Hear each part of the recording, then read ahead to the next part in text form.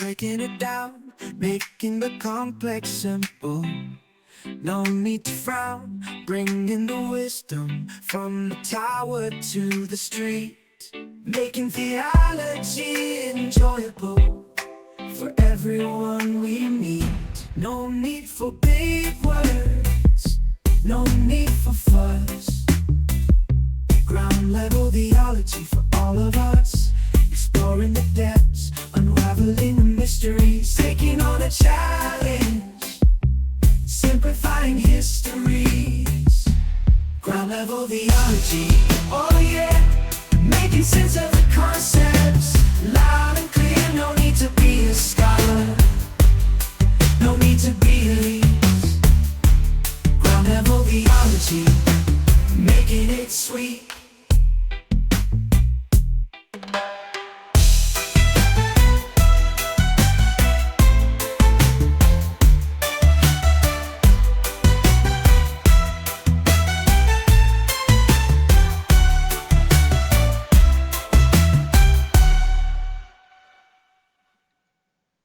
Hello and welcome back to Ground Level Theology. As you heard it there, folks, we have an intro song. Let's go, power up. And you might have noticed it, but that was created by AI. And just bringing this back, AI is a powerful tool, and there we have something that's able to make a song about ground level theology in fractions of a second, and here it's being used for the kingdom of heaven. So welcome back, folks, to Ground Level Theology. I hope you enjoyed that intro. Dave, welcome back to the podcast, my co-host, and in ground level theology. I don't know. I'm just it's fun to hear it in that like nice kind of poppy song. So I'm just I'm Yeah, just I having know. a It's lot of like, fun right now. it's so true. Yeah, listen to the podcast, Kings. Listen to the truth we bring. Yeah, let's Yeah. go. Well, Because we're, yeah, this is gonna be a good episode, guys. We have a lot to really dive into, so I don't want to spend too much time on the song, but there is something that we're gonna try and get to today, and it's something that's just been real prevalent as of the last I don't know, maybe how long, maybe 10 years or something. It's been ramping up more and more, and you folks, you've been asking about this, and we just wanted to do it justice. So we really just put our heads down, went into it, and we're hoping that we could do this some justice because it's such a big and complex topic. And folks, the topic for today is mental illness, and usually, Dave, I launch it out to you. You start us with some introductions or a definition, but mental illness, I mean, to even try and define it is its own podcast in and of itself. oh I've yeah, seen episodes, full hour-long episodes with psychologists and people just on various facets, but here we have the mountainous task of trying to cover mental illness in a biblical manner. And so I think, folks, this is going to be a little bit harder because, like I said, it's you can't really just define it. So I think we're going to try and jump into the deep end, excuse me, and then swim around, and hopefully we'll have explored the pool if I yeah, can if I can continue in that. So Dave, I'm going to let you jump in first, and then you can tell me how the waters are. All right.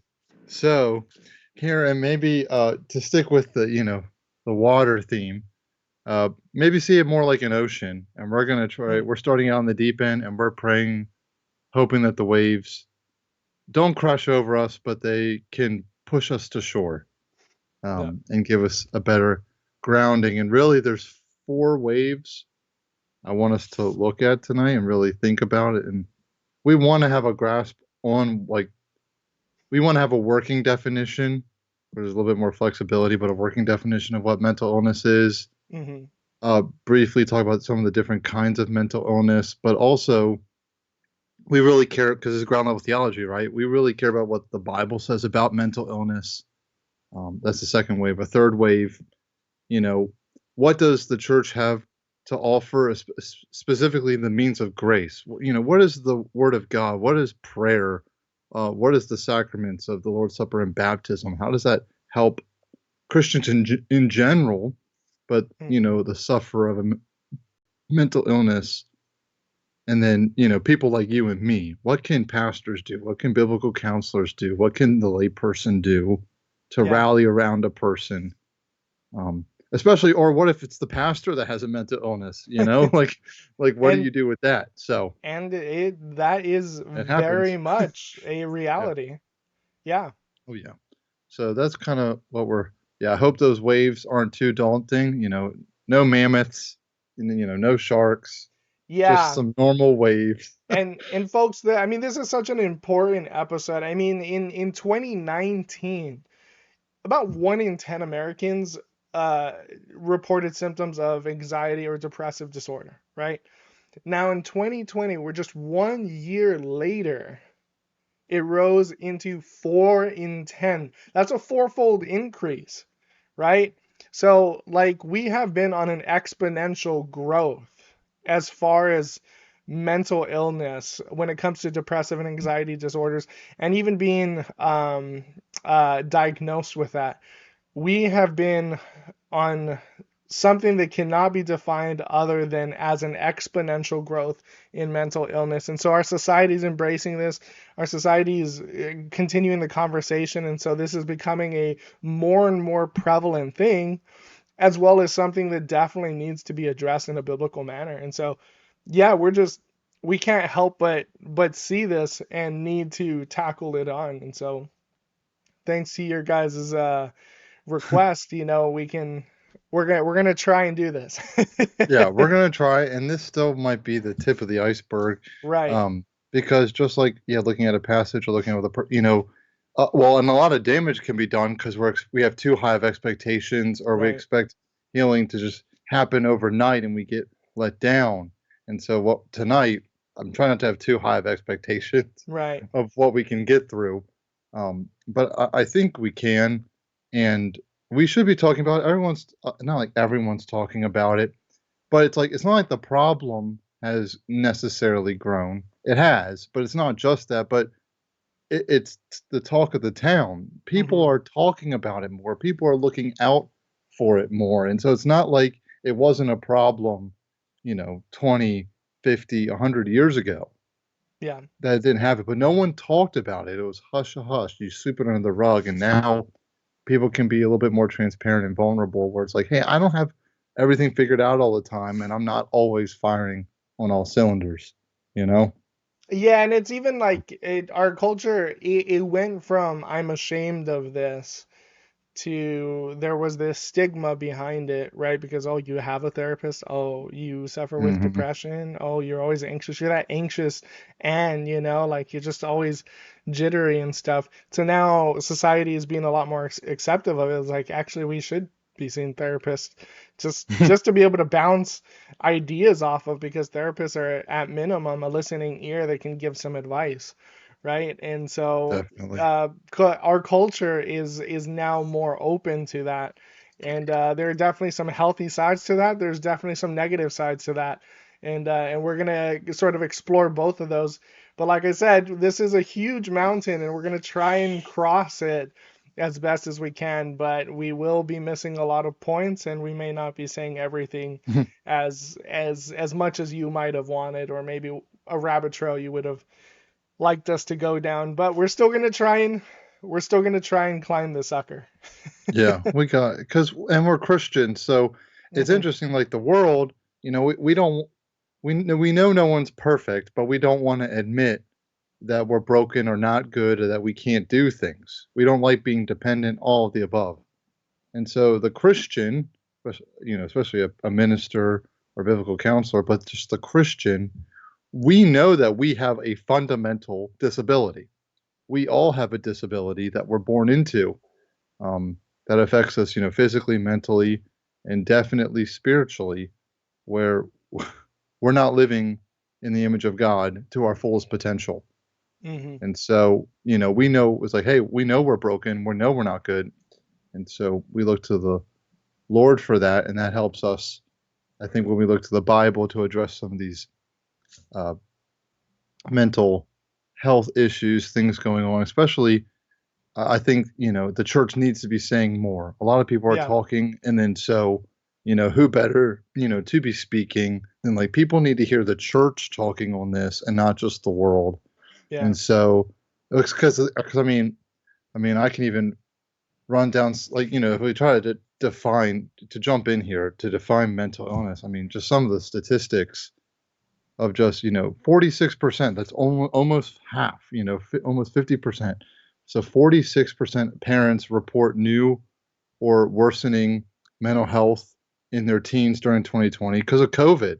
COVID Yeah, that didn't was a huge cause one. all, that didn't cause all of the depression, but it really, everything that was kind of going on the surface, it just brought it up to the top. Yeah. um, 1 in 3 girls, 1 in 5 boys, and that's the national poll on children's health. Like, this is, you can go on the website. I literally just Yeah. I googled this. Like, hey, what are people saying about like how are our children doing after COVID? Oh yeah, in not to get too political, I mean we've already done a podcast episode on that, so that maybe Right. not to travel down that again. But we talked about the dangers of the lockdown, especially on adolescent children, on kids who are still with growing up. They still need the socialization aspect to form their life, right? And Right. so we were all saying that like this isn't a good idea. You shouldn't lock down for an extended period of time. And everyone said, "Don't worry, Zoom will do it for you. Zoom is a good substitution. Nothing's wrong." And we're having these long-term studies. Well, maybe shouldn't say long-term, but these short-term studies that were done about that, and kids are coming out and they're performing way lower on almost all test scores, and they're coming out with more depression, more anxiety, particularly social anxiety, coming out of the lockdowns. And so what we've seen from these studies is there's a major detriment to the lockdowns on children. And so yeah, absolutely, there's a lot of things that kind of played into this.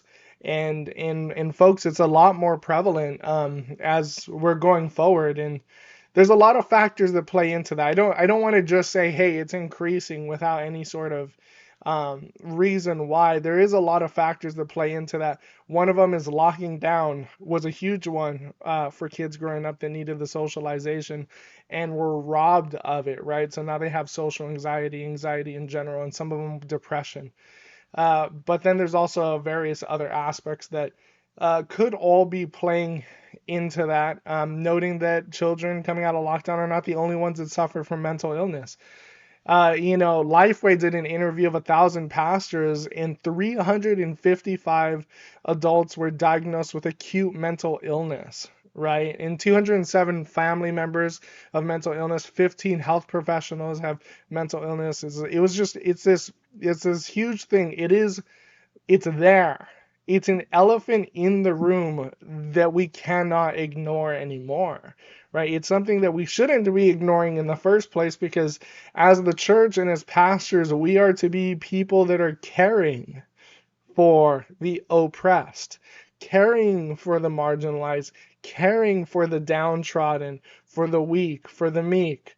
The church is people that the church is a body that takes people in under its wing. And so, yeah, absolutely. I mean, the statistics when you really dive into this are staggering. And here we are, we're firing this almost back to back here just to give you an idea, a portrait of what the subject is and what we're really dealing with.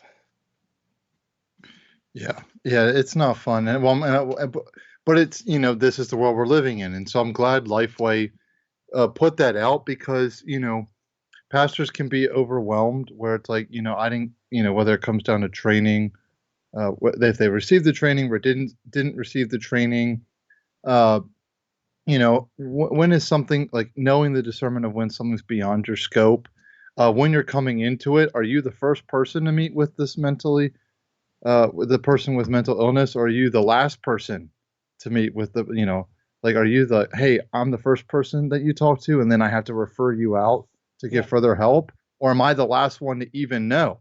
You've been meeting with a therapist, you're on these medications, and I've been your pastor, but now I know, and now I'm learning, so how we navigate that. But it's definitely an all-time high in the course of a normal year, even like, so even let's say no pandemics. Right. This is so far-fetched, right? No pandemics, no wars, no natural disasters, economic depression, whatever, like a perfect year, which never happens.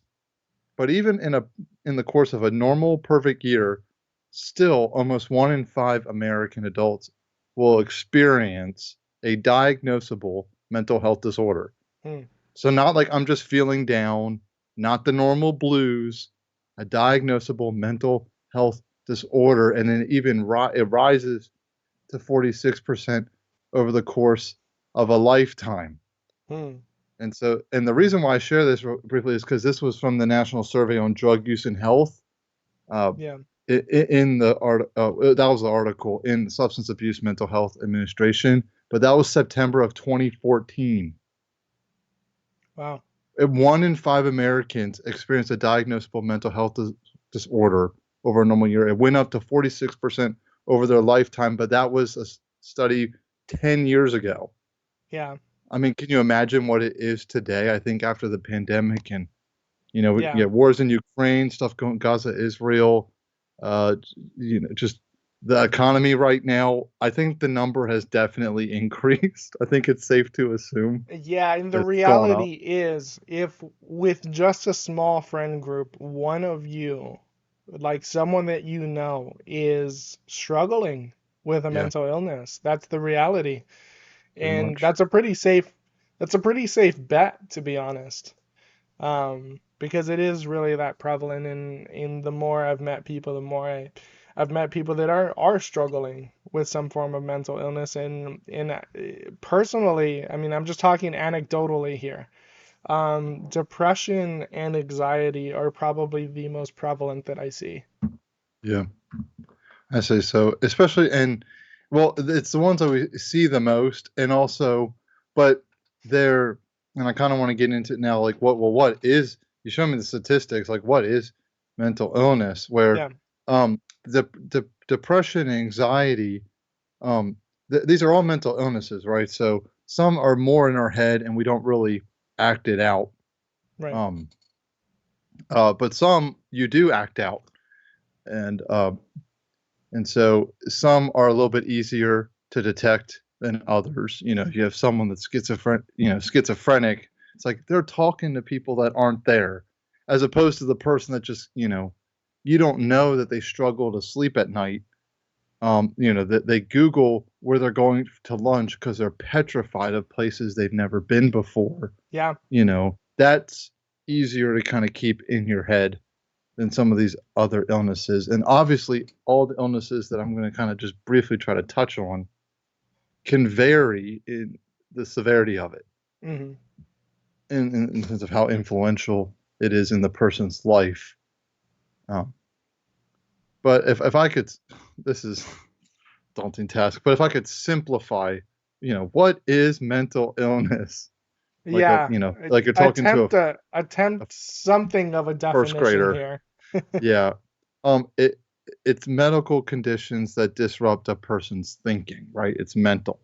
So their thinking, their feeling, their mood, like anything that the brain does, anything that can affect the brain, mental illness affects that. Even your relationships, just functioning in your daily life, um, and then has a ripple effect where it diminishes your capacity to maybe cope with the ordinary demands of life. Yeah, Me running out of gas is very different than maybe someone who has anxiety of running out of gas and being stranded, not knowing anyone, anything, all yeah, those things. As opposed to I'm like, oh, I'm an idiot, should have planned ahead, got to get my gas can and walk a quarter mile or whatever. yeah. It sucks, but whatever. But not with just the normal things. Where's my wallet? Um, are they, you go to a coffee shop, you're wondering if the person's looking at you or not. What if I order wrong? What if I don't order, what if they make my order wrong? What if I have to confront them? There's like this, Yeah. there's just different social things that can happen. I'm trying to be lighthearted with it, but it can No, be a lot yeah. more pervasive than that. But obviously, this has limits.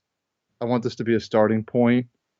I have I It's have a known problem, a not a person person thing. that was like so socially anxious that they didn't want to go to the grocery store for what they needed to eat because they had that sort of crippling anxiety of like just being Exactly. around people. And yeah, people really do have that. Um, Hmm. And yeah. so, like, I mean, well, and that's I'm trying to think, like, and as a pastor, when it's like, well, just come to church on Sunday. Yeah. Like, if you're like, if it's my church where everyone says, like, everybody says hello, everyone hugs, like, it's an introvert's worst nightmare. Yeah. Okay. An introvert's worst Yeah. nightmare. A Nothing about the normal person introvert. that's struggling with social anxiety to a crippling extent. Yeah. I'm just glad you made it in through the door and Yeah. you didn't go running for your life out of here. It's like, what a win. Uh, but that's actually more of like the mood disorders, like in the sense of anxiety or Right. depression.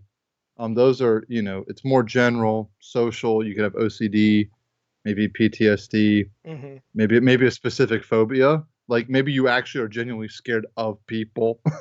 Like it's Yeah. not even just I don't want to be antisocial. You just scared me. Um, and I'm scared of all kinds of people, even though I know also in the back of my mind that they might be nice. I have Hmm. to constantly tell myself, um, and then just like that depression, that persistent, you know, whether it's persistent depressive, major depressive, um, postpartum depression, uh, you know, Yeah. because you just have so much hormones going on just to keep a baby alive, and then when you give birth, it's just like doesn't all just go away. You suddenly have to tell your body it's okay that I don't have a baby in me anymore, and Hmm. don't panic. But like, how do you do that? How do you balance that? And that's kind of similar to Yeah. even bipolar, where it's not manic depression anymore, but you just have these episodes where you think you're great, or in other days you're really low, and it's actually kind of scary because your lows are more normal than your highs, actually. Because when you're bipolar, to be really high and like, hey, I can do this and I'm good for life, it's like, no, I'm probably gonna crash and burn out. Hmm. Yeah. Because the higher the high, get ready for the lower the low. When when And you those are lose your all edge, under the category of like like a mood mood. disorders. Okay. Yeah, and it's like more effective, like in the sense of like it's when your thoughts um play themselves Okay. outward. So try to think mood and outward, how it affects your social interactions, as Okay. opposed to like when they're both mental, you have to come up with new terms to describe what's going on in your mind. Yeah. Yeah. That makes sense. So you have mood disorders, which like anxiety, depression, bipolar, they affect your mood. But then you have mind disorders that are really more like thought disorders, like schizophrenia, Hmm. psychosis, that doesn't just Yeah. Okay. affect your mood, but it literally affects the way you think Yeah. about things, Okay. um, That's a and pretty good invasive thoughts too. distinction there between the mood and the mind because I definitely see how having depression or anxiety, things that affect your mood, are definitely not on the same with like No, schizophrenia, psychosis, and some of those more hallucinatory delusions and stuff. right? Okay. Yeah, which and it's not like both need to be addressed because like, hey, both can be crippling, Right. but it obviously entails different kinds of treatment as opposed to, yeah, how do I help this person recognize, like, you don't want to say you're anxious over nothing, but it's like maybe going to the grocery store, can be easier than you think. Like, let's take one step at a time. That it doesn't really work that way when you have a schizophrenic. You're like, hey, that sweet little girl you think you see, like she's not there. and but they see it, like they see them. And so how do you tell a person that thinks seeing is believing, and Right. they see it? So, um, because and it can be very severe. Like sometimes it's just nothing. They think they see something. It's like no, or it's very severe. It's just to the point where they can't think straight. Not necessarily because they're being distracted by what these hallucinations are telling them to do, or scaring them out of, but because they're so, like, I don't say just distracted, but like it takes over your thinking. You can't think about what you're doing today or what you want to get done today because you have all these little side quests from Yeah. these people that you think are real, and they keep you from doing what you would maybe otherwise do if you didn't have that disorder. Um, and it can end up closing you off from Mm. others too, right? Which creates another ripple effect where now the people that are real, who would love me or take care of me, it's tough for them to be around me. I like the people that aren't real. They're a lot more cool. Oh That's yeah, yeah. Oh, okay. There you go, everybody. No, but Um, actually, even as you were saying this with the mood, the mind, and even as you were defining it, it was actually making me think about the the Jewish or the Israelite, maybe I'll say Israelite because that's a bit more accurate, the Israelite conception of the whole being. hmm When we use the term shalom, it's it's wellness, not in simply health, but it's this sort of spiritual health, a peace like sort inner of peace, well-being. even. it's Yeah, it's it's very holistic in that it's not just that I'm healthy, I'm physically healthy, but it's also it incorporates that sort of spiritual aspect. It incorporates the mm, mind, it incorporates the mood, it incorporates and that's that peace, that tranquility aspect of it. And so shalom is a it really good is. word for what we want to be in, right? The and then even in the concept of the person in the Bible, they don't have soul apart from body in the sense of like the soul is better. The body just dies. It's a meat suit. Will go on to be in heaven. It's like the person is the physical flesh that we're in with the soul. Both of those components are one being. That is Yeah, who you are. Both of those components together, and that's make why shalom personhood. is so Yeah, is a really good concept. So as you were saying that mind, mood, and all of that, I was just sort of recalling back to that our totality of our being, psychosocial, spiritual, we can't really disjunct them so much. And I think when we do disjunct them, that's where we end up with problems. yeah, You know, when when we when we think of things too naturalistically, like, oh, depression, you can cure that with simple antidepressants, and you don't really follow the identifying the problem. It can help you in not feeling sad, but it's not helping you get past that, right? And then coming from the converse, if you're solely ignoring the natural, what the doctors are saying can help you through the spiritual aspect, you could be hitting a wall there because God created the body, the physical, the right. components that you're working in, and the spirit. And so, Exactly. yeah, there's the mental illness in some sense it's working within a lot of these categories, and there's all these different categories because if some of these are not in tune, they're gonna show out in a different way. 100%. And that's why well, just like, you know, you just want to be careful where, we want to make distinctions. We want to be able to distinguish what we're talking about, but not necessarily divide what isn't supposed to be divided. And so that's why we really want to be careful, like when we're trying to identify even a mental illness, we don't end up misidentifying it, because then when you do, it's like, I mean, could you imagine, like, you walk into the doctor's office, you have a broken finger, then they come in, they tell you have cancer, Yeah. and they go, "Oh, sorry, wrong chart." It's like, like that just creates confusion. I can end up overreacting. But Right. then what if you but you give my chart of a broken finger to the person with cancer? Now they're not thinking anything of it when they need to be. And so we don't want to be Yeah. confused. We don't want to overreact. We don't want to underreact. Because when you do that, now it's like you're going to prescribe the wrong treatment Yeah. because you have different degrees, you have different lengths, different impacts, and sometimes people can have uh, combinations, Hmm. and at certain points in time, So like, sometimes I'm anxious, sometimes I'm depressed. Maybe you're depressed because you're anxious, or you get anxious because you're depressed. And there's a whole host of things that can happen.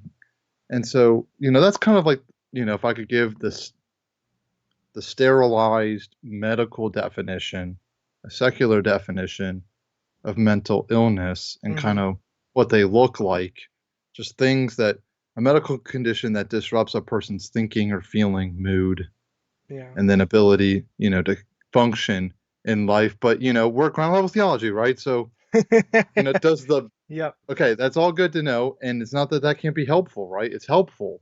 But we do care, the Lord created us in his image. He's given us a body and Hmm. he's given us a mind. But we know with Adam and Eve, we sinned in the garden. Sin has entered into the world. It ruins everything. Yeah. It can affect everything. And so we need the Bible. We need wisdom. We need the truth that kind of, sets our path straight, quite literally. Yeah. And so, does it say Um, anything, Mr. Bible, I PhD I Bible do want to scholar? jump into that, but I also you said something that I wanted to piggyback off of, Oh just man, real quick because you were talking. It was I such a good tried. point. I didn't want to stop you. Okay, You were talking about how the misidentification can be just as well, not just as bad. I don't know the degree, but it can it can be be bad bad. as well. Yeah. And that sort of came to mind because part of the exponential growth trend that we're seeing here as well is in the identification of mental illness and the understanding of what it is as we started to give some attention to it, and tried to pull away the stigma of mental illness, and not just think people that go to therapy are weird, and something's wrong with them and you laugh at them. Like, no, this is a good thing. They're doing a good thing. We can all benefit from that. When we started to take out that stigma, there was sort of this effect that I saw culture doing, in which, we're trying to be more wholesome as people now. The whole idea of, like, we're going to be real tolerant, we're going to be real loving, right? We had this point in time in which we were ripping out the stigma of mental illness and therapy and stuff, and so we were actually encouraging people, who had mental illness, like, hey, it's okay, you're awesome, keep going on, keep going, where, we support you. But then there was this sort of bad pendulum to that, when now people were just saying that, oh, I have a mental illness, because they sort of wanted that spotlight for themselves. And so Hmm. there's a whole wave of people out there that have self-diagnosed with all these different things, and then, the placebo is real. For those that don't know what a placebo is, I give you a sugar pill, I give you a Tic Tac and tell you it's a medicine for you, because you don't actually have the disease and it's in your mind. And because you do that, you're going to convince yourself, and then you're going to start acting right. Right. And so um, people are placeboing themselves, saying, oh, I have this illness, I have this thing, I have anxiety, and then they're actually going into that, creating this anxiety for themselves. And so it's sort of this self-fulfilling prophecy. But we're seeing that the trend of growth in that area is also coming from people self-diagnosing and misdiagnosing because they don't have a medical degree, and they're trying to do that for some of these kickbacks of, well, then I look better, I get the victim point, so to speak, but it's not really a good application of that term. Um, but yeah, we do see some of that. And so the misidentifying mental illness has actually been used to gain points in some aspect. And it's really a weird thing. It's a weird phenomena to try and take on the identity of having a mental illness so that you, I don't know, feel like you have brownie points in society or something. Yeah. No, it's true. Well, because like, yeah, you'll get the person like, yeah, we don't want our pastors WebMD like everything, and Mhm. you think like it's good to talk to the professionals that are working with these individuals every day, that have these things, and then that way you can also kind of, you know, you're actually fine. Like you're right. I think you're having a bad day. Your boyfriend broke up with you, and you failed that exam. That sucks. Yeah. Yeah. Oh, that just brought something else up Think real that you quick. need. Like, Um, ugh, no, it's just sorry, I'm not I've trying to like provoke you. I'm just talking. no. And that's part of this conversation is just that there really is so many like rabbit trails to go off on, and I do want to be good about maybe grabbing some of these and pulling them in. And so I'm looking for some of these, but a little bit more in line with what I was just saying, and then how that's applied to that pendulum of people misusing it. The self-diagnosis is causing also a phenomena in which the terms that we're using now are starting to lose their worth, if I can say that. And here's one that I'm gonna say off the top: trauma. The term trauma. I've gone through some trauma. I have this trauma. I'm not here to gatekeep trauma, but people have self-diagnosed, on TikTok or on YouTube or something, and they've said, "Oh, I have split personalities because I had a trauma." Some guy yelled at me when I was at Starbucks. And here's the thing about split personalities: you need to go through some pretty, like, really atrocious trauma for an extended period of time before your brain starts to split in sort of that way. Um, and here we are seeing people try and claim split personalities who don't exhibit any of those, because we have the Diagnostics of Statistical Manual as to DSM, yeah, yeah, the DSM, the Diagnostic Statistical Mental Illness. 5. Um, It just came out five. with the We're on 5th. five. Yeah, Yes, and there are categories that you have to fulfill before you're actually diagnosed with that. But people are claiming these things. They're saying, "Oh, I am," and they clearly don't fulfill this. And then on top of that, they're using terms that carry a pretty big amount of weight, like the term trauma, right? And they're just saying that, like, "Oh, this event happened and I didn't know what to do and it was crazy," right? And now they're saying, "Well, was traumatically affected." Not to say that there isn't a way to have a trauma like that, but we're just seeing also that as people are diving into understanding mental illness a little bit more, they're also misapplying it. And the misapplication is sort of watering down the vocabulary of that of definitely. the psychology realm. And so it's sort of changing the landscape here. It That's is. what I wanted to say.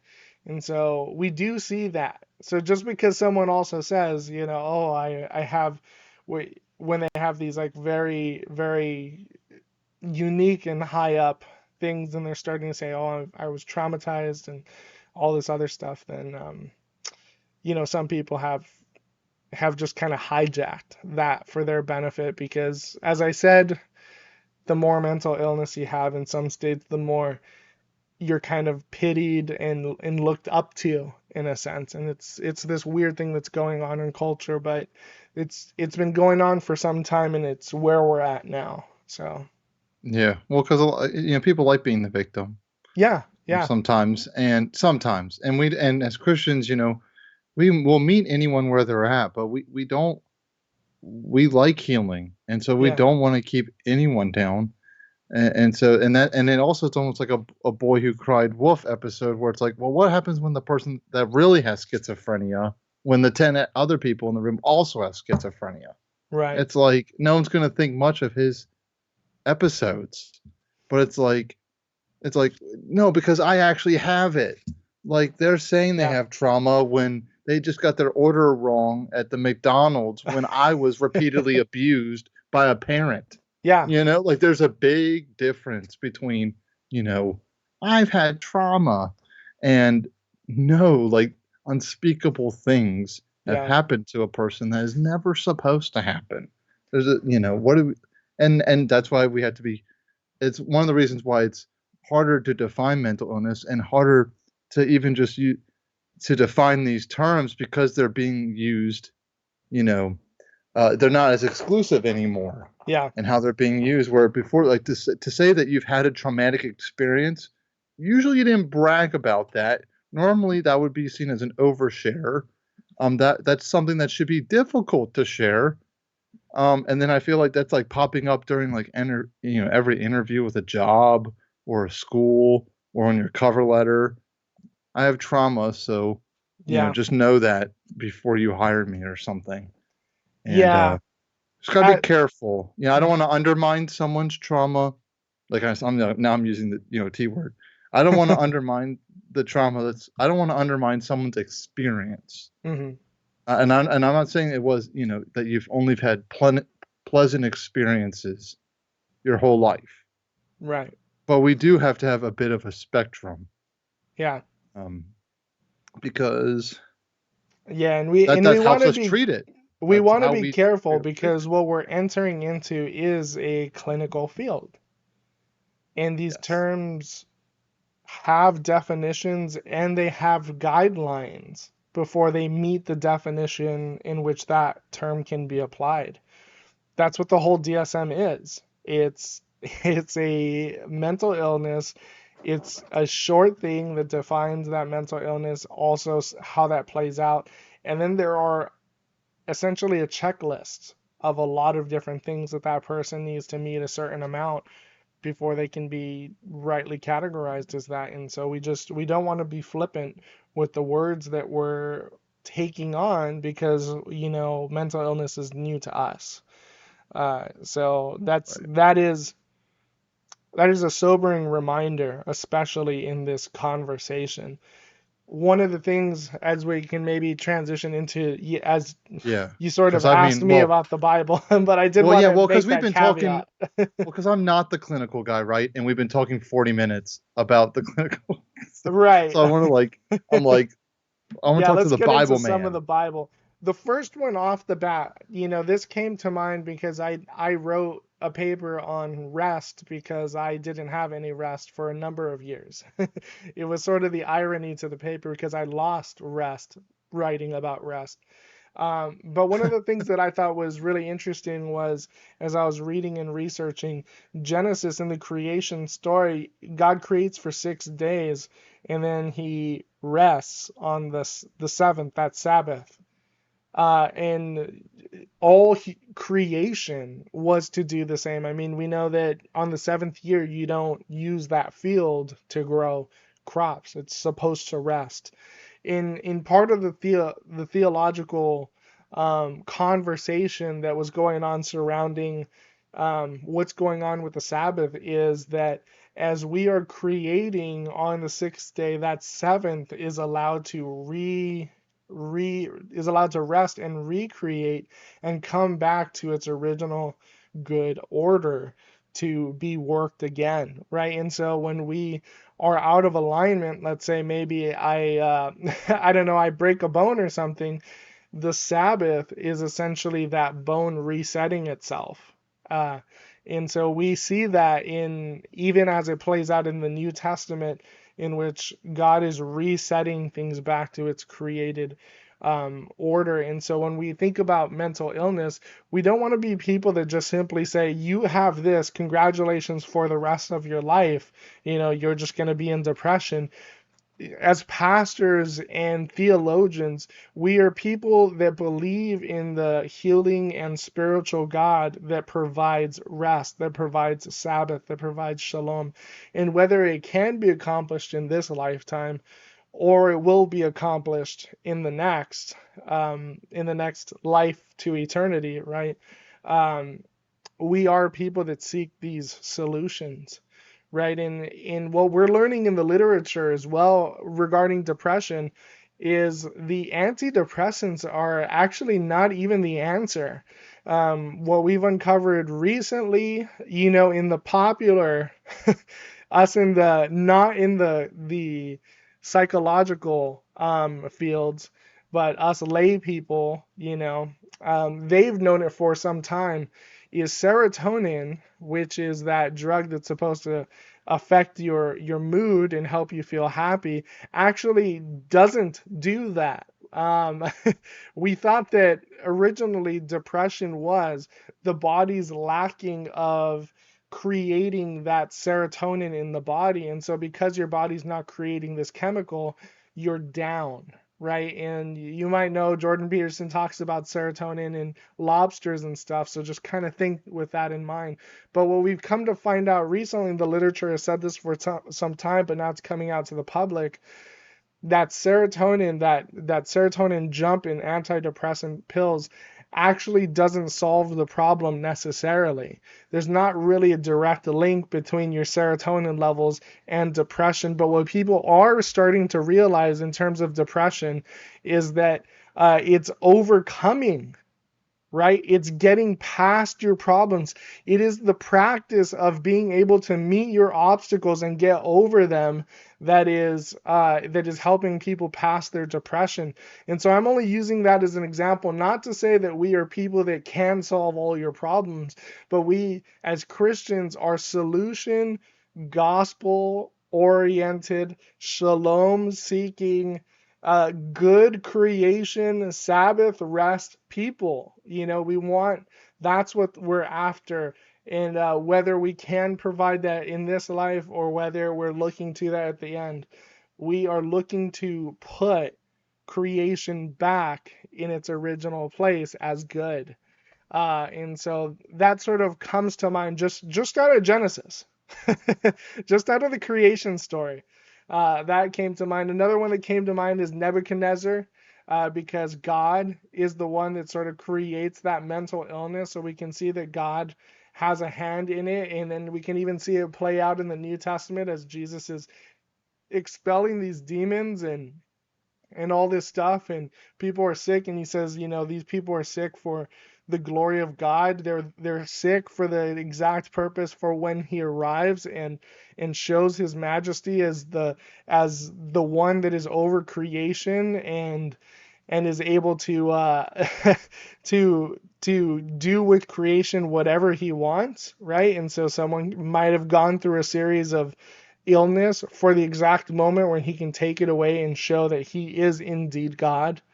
So there's that, and I know there's a lot more in the biblical text regarding mental illness as well. I mean, there's plenty of times in which in the Psalms, like 40, almost 50 to 60%, I'm going to say 40% because I like the conservative figure, but I think it's almost half of the Psalms are Psalms of lament, Psalms in depression, Psalms in anxiety, and so we see mental illness in the Bible. We see it quite prevalently. Uh, so we can't just like ignore this and say that it's not part of life when it's a huge facet of sin wreaking itself, situations showing up, and we can even say maybe even sinful people acting sinfully cause sinful things to happen, which might end up in depression, which Dave, you alluded to this earlier. The trauma of someone doing something to you, maybe like a sexual sin as a kid, that will be a trauma that I now have to try and figure out in my life. And that is someone else's sin that was put onto me. And I now have to carry that weight. And so there are a lot of different aspects of that as well. So there's definitely the biblical concept of um, of mental illness in the Bible. Dave, are you thinking of any as well that you wanted to add on? Yeah, like if I could think like succinct examples, especially like for someone that has mental illness and they're going, David, what does the Bible say about it? What I could have them turn to and see, like, hey, this person struggled with this, and God didn't just ball them up and toss them out. So He's not going to do that with you. Um, and so for me, I mean, I think the four instances I see mental illness in the Bible. First and foremost, you actually already brought up King Nebuchadnezzar. You know, Hmm. God has used mental illness as a direct result um, of someone's arrogance, and he uses it to humble either an individual or a whole group of people. Um, you know, and he's allowed to do that because he's God. Hmm. But also, sometimes it's just because we live on this side of heaven, and we're just like we can have imperfect bodies, or we can lose limbs or get cancer. We can have imperfect chemical Yeah. compositions in our brain. Um, I also know it's not just because of God, necessarily God's judgment or living on this side of heaven, but it's because we make poor decisions as people. That's true too. Peter often talked about, like, it's if you're punished for doing something wrong, well, like, that's on you.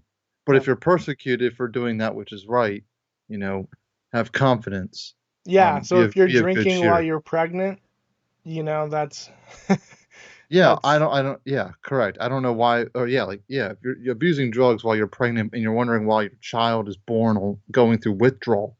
yeah. Well, because you weren't thinking right. And I think of the example of Jonah, well, why is this storm happening to me and why I'm in the belly of a whale? Well, because you didn't listen to the Lord. And so, and Fair. or like when you have the plant where it's like, oh, the plant came up for him and gave him shade during the day, but then God took it away and he cursed it's like, I'm so mad. He got so angry, greatly angry. He felt so betrayed, like God hated him, quite literally. And God's like, I don't hate you, but you're mad about something that you didn't do anything about. Like, you didn't Hmm. make the plant, I did. And so Jonah's a good one as far as, so we can be humbled. Maybe we're just on this side of heaven. Maybe we've made poor decisions. And then to use that T word, sometimes it does develop following trauma. Yeah. I love taking people to the book of Ruth. I mean, Naomi lost her husband and both of her sons. Hmm. So much so where she wanted to change her name Yeah. from Naomi to Mara because she's bitter. Yeah. It's like if you look up bitter in the dictionary, you want to see my picture. Like like that is like, and so just like Trinity in the Bible, I think there's certain terms that we aren't necessarily in the Bible, but the principles are. And so, you could think of even Elijah. I mean, he cried out to God. He felt like he was, the only one that was still around on the Yeah. Lord's team. So depressed. He's like so depressed that he felt he was alone. Like, Lord, quite literally, this is First Kings, 19:4. I've had enough, Lord. I've had it. I don't want any more. I take my life. He was suicidal. He Yeah. didn't want to live anymore. Yeah. And he did. And he's like, and I'm no better than my ancestors. Like, the pressure. He's like, I don't. I'm not like them. I'm not as good as they were. I'm no better. You just take my life. Just end it all. Yeah. Like, that's depression. That's having suicidal thoughts, unable to even meet his basic needs. He felt like that for 40 days, right? Yeah. He didn't eat. He didn't sleep. He couldn't find. He was hiding in a cave. He literally was stagnant, not doing what God called him to do because of just you know, his mind, his state of mind Yeah.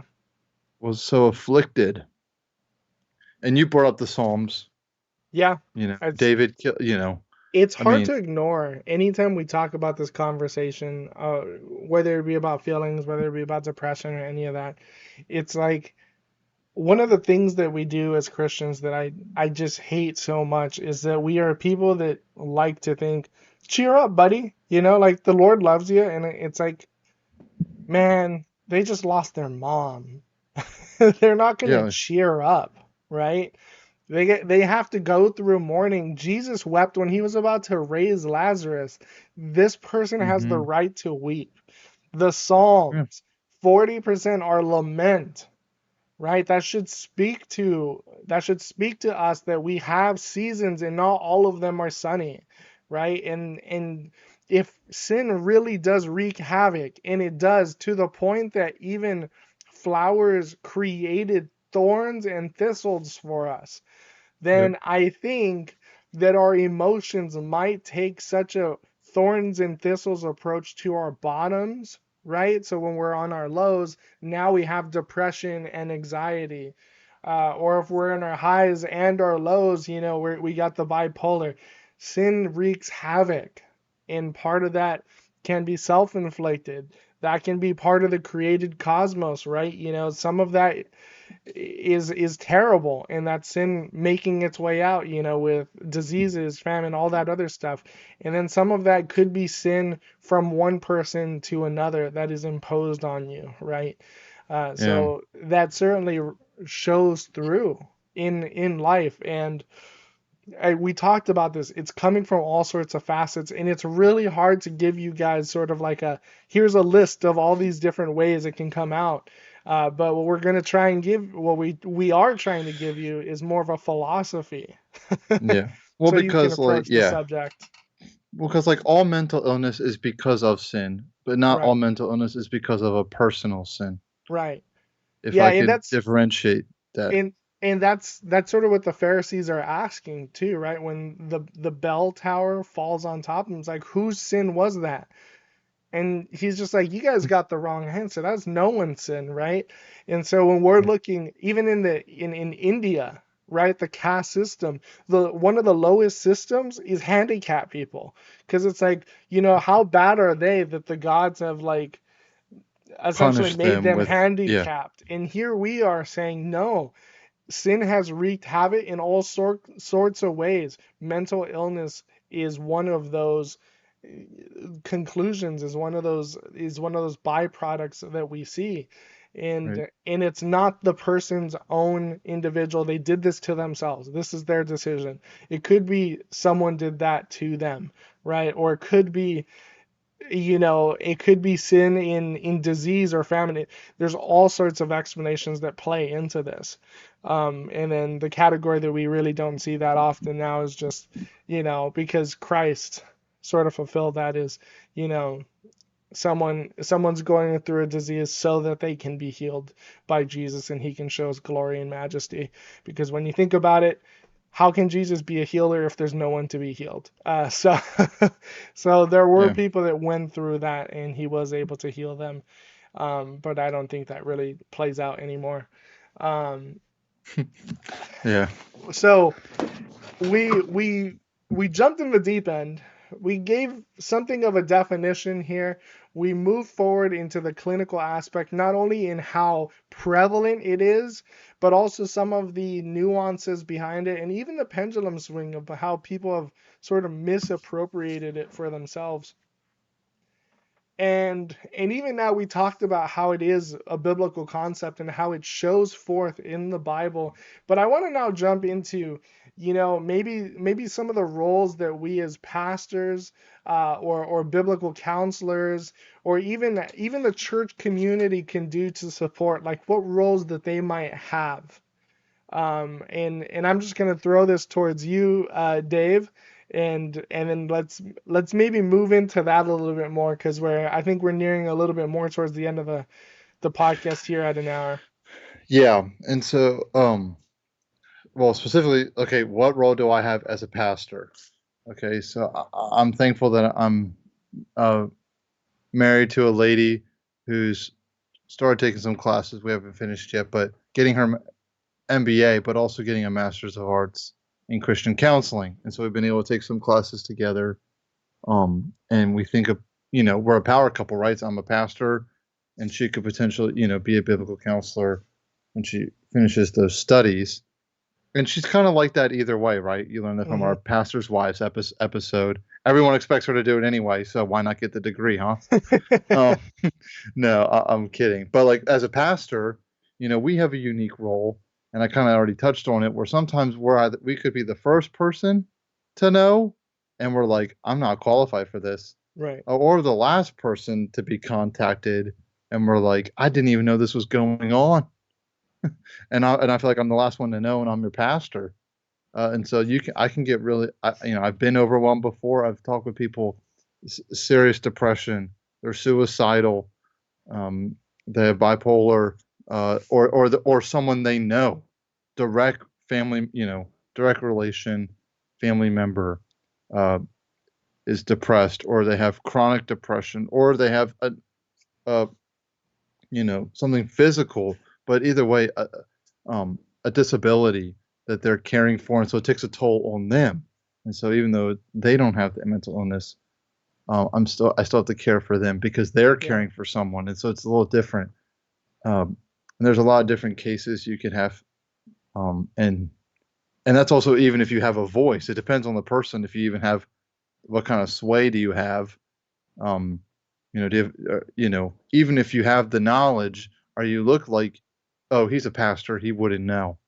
Even though you might have read a ton of books, ton of articles, gone to a conference or two, have friends or family that are clinical, psychology, and you just talk with them, you might know actually, but you're seen as, he's Right. a pastor, he couldn't handle this. And so honestly, the quick thing being a pastor is like, we just got to do what God calls us to do. Right. Okay. We preach the gospel. We teach our congregation the word of God, especially about mental illness if it comes up in the text. Right. Um, you pray Yeah, we for we them, have to be people that are also making others aware of that, yes, right? correct. Because then questions like what the religious leaders of Jesus' time are going to come up that were not solved. The rabbis weren't correcting that. Jesus had to correct that. Hey, this Right. isn't their fault. This is not a direct correlation to their sin, right? So yeah, absolutely. We gotta make that aware Oh, to for people. sure. And you shepherd them, you walk with them, you counsel them, be a part of another team of pastors too, because it's, iron sharpens iron. And so even though I might not have someone in my congregation that's say bipolar, well, my pastor buddy, well, he does, and so Right. he can instill wisdom into me. And if I could just briefly touch on like the means of grace, like think about what communion does for you, Yeah. what praying to the Lord does for you, and your prayers. Our prayers aren't perfect, and we try to get our minds in the right place for Sunday morning worship with the Word. We try to get our minds in the right place for communion or baptism, but we can still get distracted, right? And we can still get sidetracked, or maybe we don't feel worthy of it or deserving of it, or we don't understand everything. And it's like, now imagine if I had a mental illness, I'm distracted with my anxiety or my depression, or like, could you imagine taking communion and you're just petrified? Am I doing it right? And it's like, well, you know what Paul said, if I don't do it right, and then you're like, Yeah. then you're in your own head, and you don't want to go up to them and be like, well, you're overthinking it. Um, but it's just, it's just good to like remember that you can communicate through those elements the promises of God.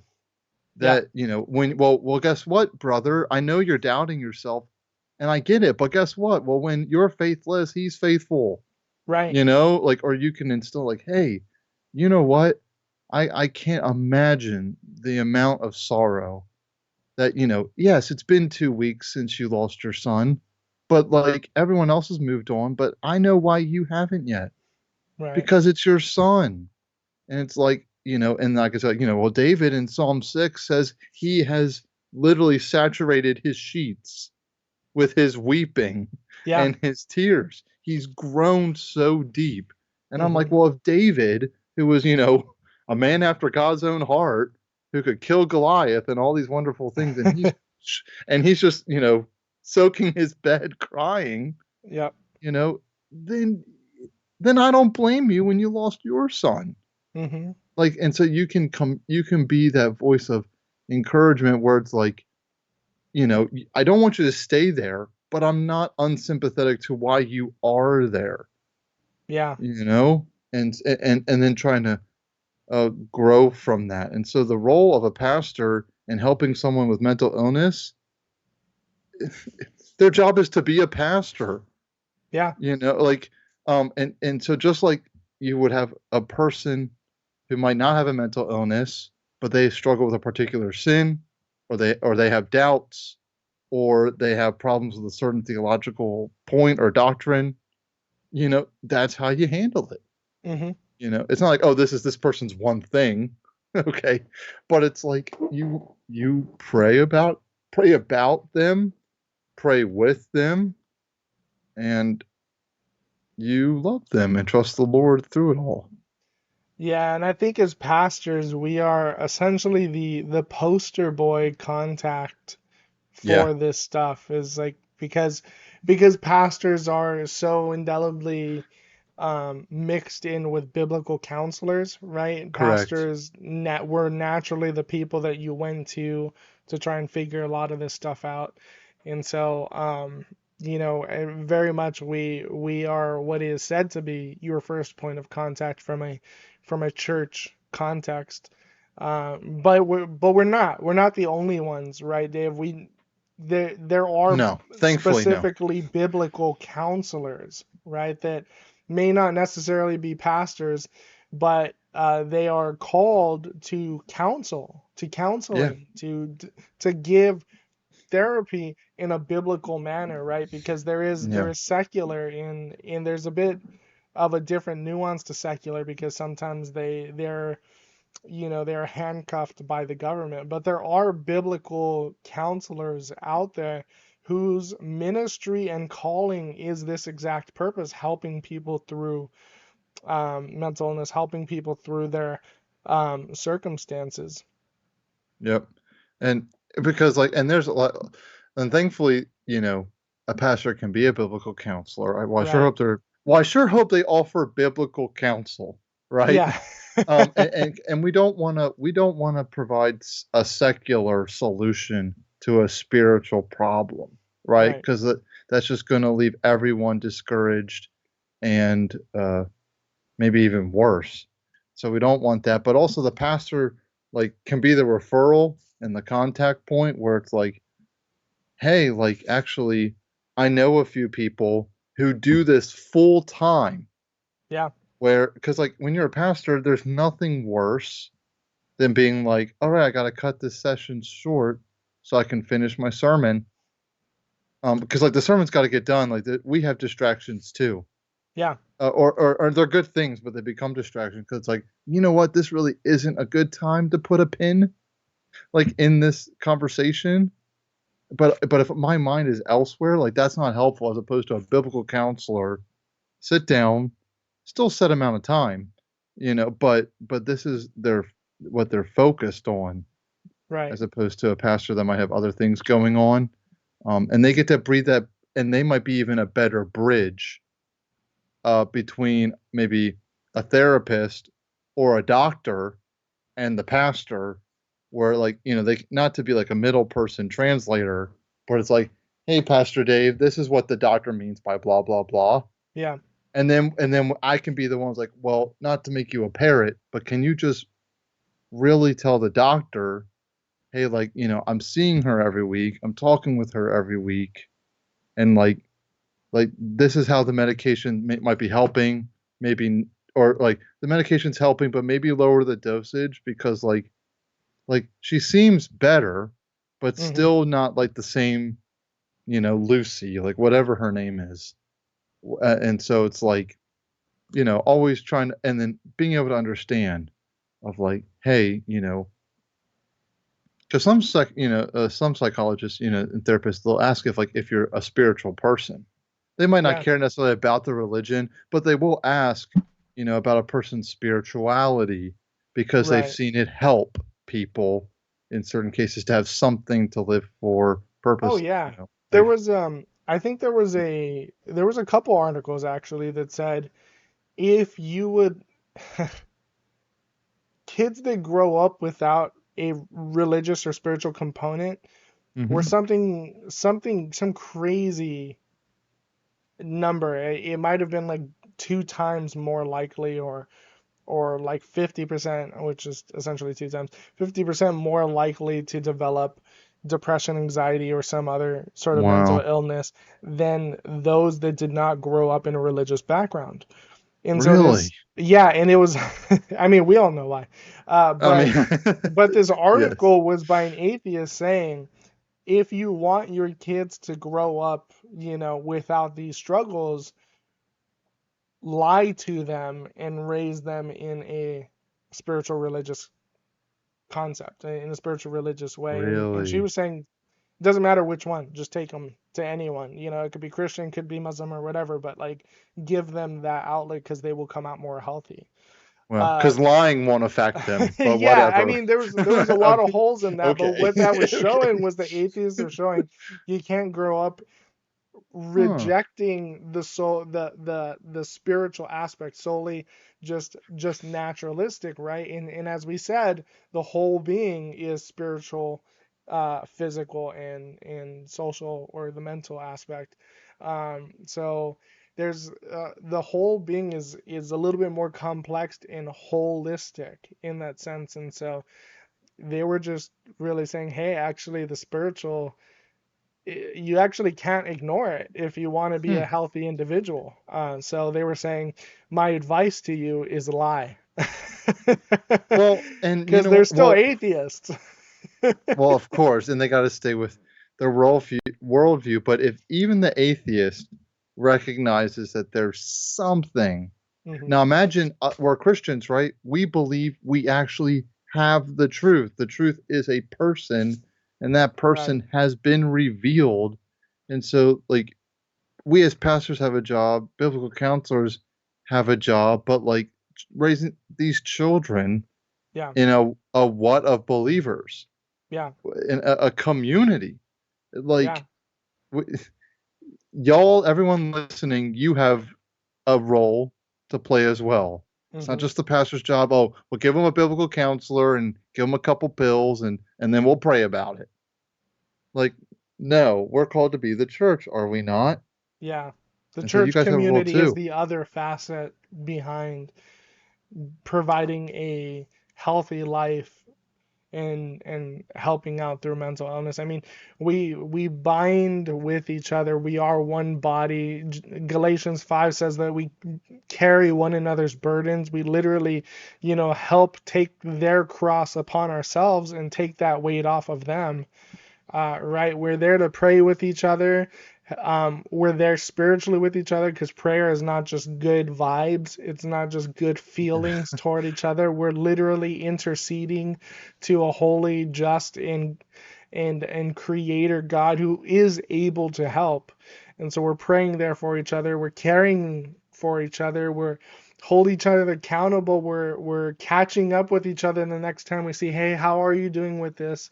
We are a community that builds each other up, and that community as the body is a huge component for people.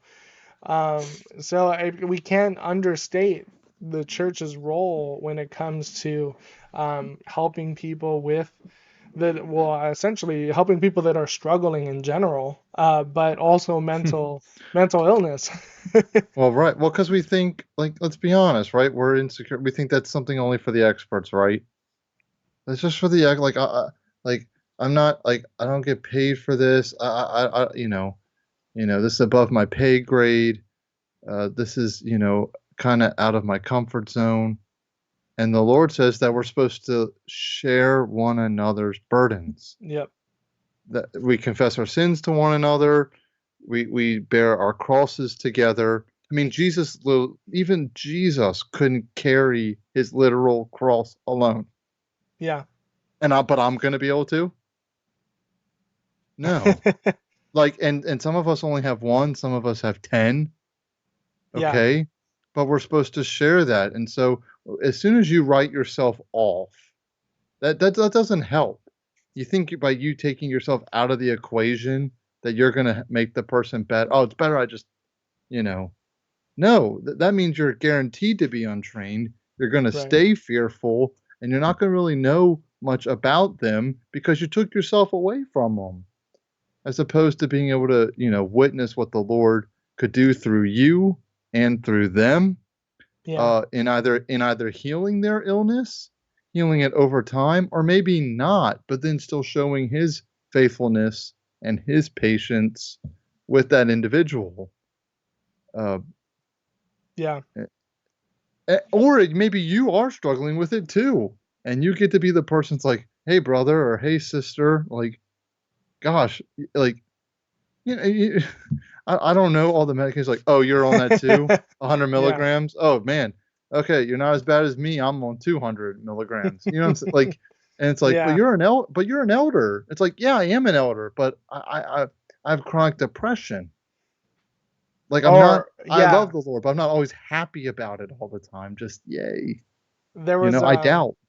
Like, I had an injury when I was doing jujitsu, and I had to go through PT. I had to go through physical therapy because I had injured my spine, yeah, and don't do it. jujitsu. I was Just kidding. actually thinking I wanted to get Yeah, back into it, but good, good. I sort of semi-retired it because of that reason. It really Mhm. hindered my ministry, but I had like a lot of shoulder pain, and I had to go through physical therapy. I did all these like exercises and stuff. I'm still not fully able to feel my thumb fully yet. Um, but but I'm laughing come his buddy. yeah, Okay, not it's because funny. Um, but these stretches that really helped me because I was in a lot of pain, and it was these stretches and this physical therapy that really did the most for me.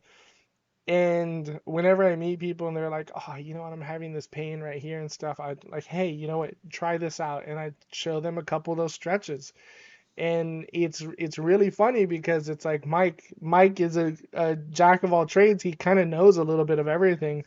And then, they're just like, "Oh, sorry, I'm like just having a lot of pain right here." I'm like, "Oh, try this stretch," and it's like it works. Like, is there nothing you don't know? It's like, no, I've been there before, right? Mhm. Like, and there are people that are struggling maybe with the same mental illness that are pastors, that are elders, that are some of the most respected people in the congregation, right? They're just absolute pillars. They're ushers, right? And so you're over here, you're taking this, and it's like, oh, you know what? I'm on that too. I'm glad you ended up on that because you don't want to go with this pill or this pill.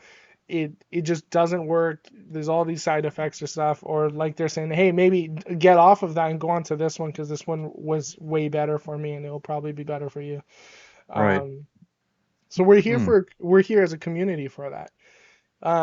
And maybe I can transition more towards the recommended resources and we can end this podcast. But it's gonna be a good transition because I did want to say something about the pastors and the biblical counselors. Folks, we as pastors and biblical counselors, we're not here to solve your problems. Like, I can't solve your problem. What I'm here to do as a pastor is to help equip you for you to fight your problems, for you to become this holistically competent, God fearing person made in the image of God who can take on life for themselves. I'm here to help show you and give you the tools so that you can solve your problems, right?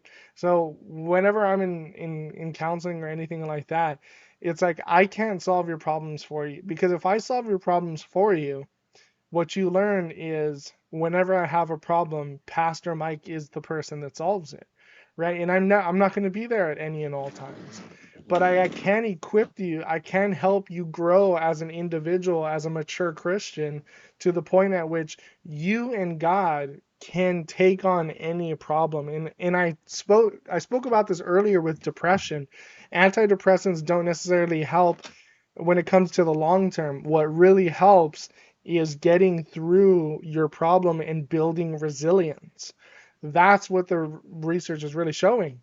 And so when we're going through as pastors and biblical counselors, we're here to help you navigate your problem and help build you up so that when the next wave comes, and it might be a little bit bigger, you can take it on for yourself. Hmm. And if I can use a little bit of a biblical example here, I think it's from Proverbs of the iron sharpening iron. Iron sharpens iron. A sword sharpens another sword. Not so that the sword that was doing the sharpening can do all the cutting. It's so that you can be sharp enough to cut your own problems.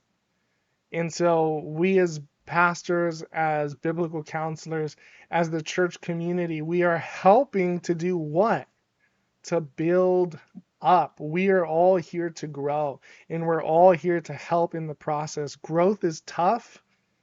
There's a lot that goes behind it. There's a lot of struggle and there's a lot of stretching, but we are all here to do it. And so a, a resource I recommend, and that's where I said this would serve as a good transition. A resource I recommend that I thought was phenomenal, and I think everyone should read it, and we should all read it again and again throughout our life, just come back to it every now and again, is a book called Telling Yourself the Truth. And I believe it's by an author, his last name Bacchus. Not Bacchum, who is a theologian. I believe it's Bacchus, Backus. And it's a great book, and I think you'll do wonders to help you equip yourself. Dave, do you have any resources that you want to recommend for this episode? I do. I have two, and they're for not that both parties couldn't enjoy both, but they're two different people in mind. Okay. One is more like for pastors and biblical counselors. Biblical counselors, they might not need it because it's so second nature from maybe if they took classes or whatever they had to do to get their certification. But it's really nice for a pastor called, it's by Marshall and Mary Asher. They're married. It's called The Christian's Guide to Psychological Terms. And so it's like, I forget how many, it's almost like the DSM, where it's like over 100 certain, like over 100 psychological terms. Mm-hmm. And then they provide um, uh, the secular definition, the biblical definition, secular uh, diagnosis and treatment, biblical diagnosis and treatment. Hmm. And it's like it does everything from different depressive disorders, different mood disorders, different, you know, mind disorders, Yeah. like everything, just bulimia to schizophrenia to, you know, certain phobias. It's amazing just to kind of have and see what scripture says or, you know, uh, might suggest. And then Mm-hmm. another one, and this can be for anybody, biblical counselor, just a lay person, especially when you feel like mental illness. If it seems like this is just pointless, this is profitless, like I can't help them, I can't help the person that's helping them, and this is just I can't do it. Yeah. You can. This is by David Murray and Tom Carroll Jr. It's called A Christian's Guide to Mental Illness. I found it very helpful. I learned a lot of insights that I was able to bring into this podcast tonight. Mm-hmm. And then both of those individuals, authors, famous pastors, theologians, and both have mental illness, Yeah. and they wrote the book. That's So wonderful. like trust them. They know a thing or two, like farmers insurance, because they've seen a thing or two, um, and so they can help. And they talk about everything. You know, they denied their own. You know, when they came to terms with their own mental illness, and then being able to see the benefits of God using modern medicine and God using His Word for the Hmm. edification of the believer and someone that has mental illness as well. Wow. So it's really nice. There you have it, folks. We have gone through mental illness. We have trudged the journey, And we're really hoping that we did plenty of justice and maybe tackled a few rabbit trails that you might have been thinking about. This is a huge topic, and by no means did we do an extensive job, but I do think we Yeah. did a pretty good job at tackling this and shedding light on mental illness for the church. Guys, if you guys are struggling through this or even feel like you're starting to, we're here for you. You know, we are pastors. Your pastor is there for you. Don't wait till it's too late or till you're really struggling real hard. I think one of the funny things, I don't know why it works this way, but we always reach out for help when we're on our last straw. Please reach out when it's the first one. You know, For we're real. here for you. That's what we're here to do. That's what we love to do. We love to help equip the body and help build up. And so reach out to your pastor, reach out to a biblical counselor, embrace the community and the support that it shares, right? And let's do this responsibly, right? Now, don't just be telling everyone your business, but we are all here for you. And what we wanted to show with this podcast is it is something that is in this world. It is something that we all acknowledge, and we are here, right? We are resources for you to utilize, and we just gave you 3 as well. So don't try and tackle this on your own. Let us help. And also, we just really hope that you enjoyed this podcast and the conversation that it starts. There's going to be a lot more coming on topics, and we are excited for it. So don't forget to like, don't forget to share, because that helps us out a lot. Giving more awareness to this subject and others, and then just leave us a comment, whatever you're thinking. Maybe a episode you're looking forward to or you want us to cover, because we do listen to you. As we just said, this was a listener requested subject, and we do have a few that we're looking at, and we're going to try and pepper those in. So be patient if yours has not been covered yet. But we do enjoy having these conversations with you and providing solid biblical counsel from 2 pastors and theologians. And so we just really appreciate having you guys here with us. So with that being said, we will see you in the next episode. Bye.